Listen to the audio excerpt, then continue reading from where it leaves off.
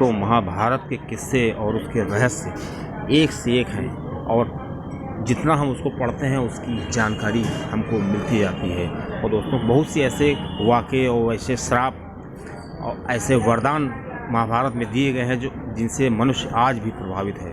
दोस्तों ऐसे ही एक श्राप द्रौपदी ने दिया था। आइए दोस्तों जानते हैं वो कौन सा श्राप था जिससे आज भी हम देख सकते हैं।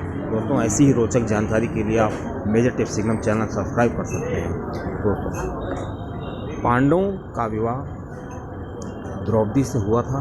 पांडव 5 भाई थे और दोस्तों जब ये लोग वनवास में थे उस समय द्रौपदी का स्वयंवर चल रहा था। जब कर्ण ने प्रस्ताव रखा तो द्रौपदी ने इनकार कर दिया। उसके बाद अर्जुन ने द्रौपदी को जीत लिया था और उसके बाद पांचों भाई द्रौपदी के साथ जब अपनी कुटिया में पहुँचे जहाँ पर इनकी माता जी कुंती जी भी थी, तो हमेशा की तरह जब ये लोग पांचों भाई जो भी भिक्षा मांग के लाते थे वहाँ पे रखते थे तो माता जी कहती थी कि सब लोग आपस में बराबर बराबर बांट लो। उस दिन माता जी कुछ कर रही थी, साथ में द्रौपदी भी थी जो ये स्वयंवर से जीत के लाए थे। उसके बाद जब माता जी कुछ कर रही थी वो देख नहीं पाए। पांडवों ने कहा देखिए माता जी मैं आपके लिए क्या लाया हूँ। तो माता जी ने कहा देखना क्या है, तुम लोग जो भी लाए हो आपस में बांट लो। और उन्होंने बहुत ही वचन दे करके इसको कहा।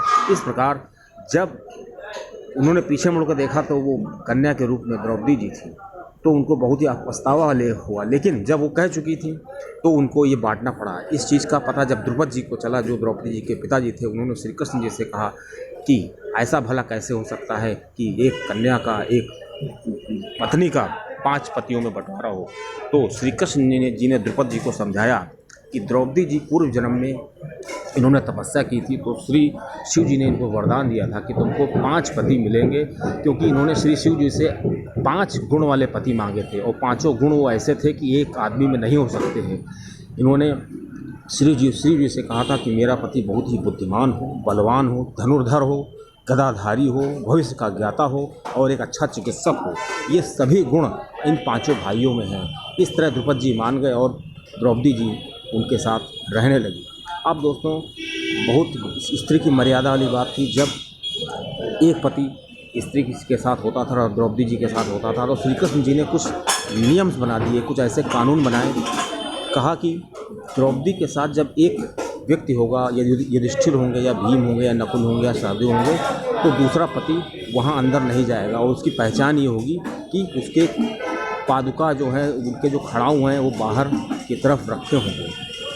ऐसे में क्या हुआ कि एक बार युधिष्ठिर जी द्रौपदी जी के साथ आराम कर रहे थे और उतने में अर्जुन आए। अर्जुन ने देखा कि बाहर कोई पादुका नहीं रखी है, क्योंकि जो युधिष्ठिर जी थे उनकी पादुका उठा करके एक कुत्ता बहुत दूर ले गया, उन चप्पलों से खेल रहा था।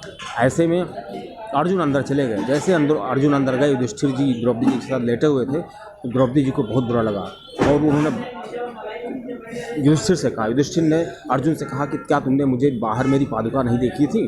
तो अर्जुन ने कहा बाहर तो कोई पादुका नहीं है। तब तीनों ने आके बाहर देखा तो वहाँ कोई पादुका नहीं थी। तब द्रौपदी जी ने, युधिष्ठिर जी ने और अर्जुन जी ने पता लगाया तो इनकी जो पादुकाएँ थी थोड़ी दूर जंगल में एक कुत्ता उनसे खेल रहा था। ऐसे में द्रौपदी जी को बहुत गुस्सा आया और द्रौपदी जी शर्मा गई और उन्होंने सभी कुत्तों को श्राप दे दिया।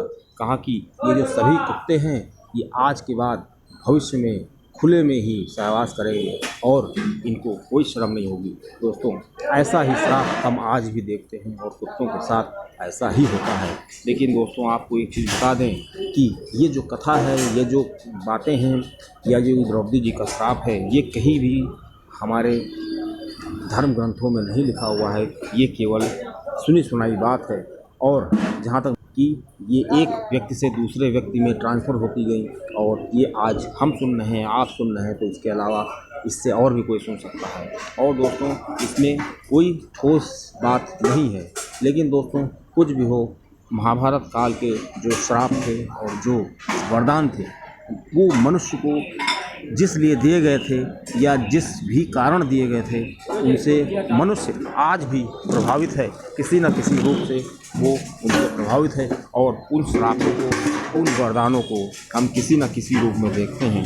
और दोस्तों, सबसे ख़ास बात ये होती थी कि उस समय के जो वरदान और श्राप होते थे, उनका कोई न कोई कारण होता था, विधि के विधान के अनुसार ही सब कुछ हुआ था।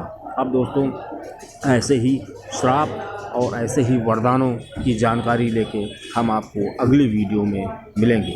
दोस्तों, श्री कृष्ण जी अपने अस्तित्व में जब आए, श्री कृष्ण जी ने जब महाभारत की कमान संभाली, महाभारत में उनका जो है इंटरेस्ट हुआ, उसके बाद एक से एक रहस्यों का उजागर होता रहा, एक से एक श्राप और वरदान मिलते रहे।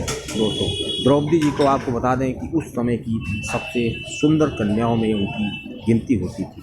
और दोस्तों, द्रौपदी जी ने कर्ण से विवाह करने से इनकार कर दिया था। दोस्तों, जानकारी कैसी लगी आप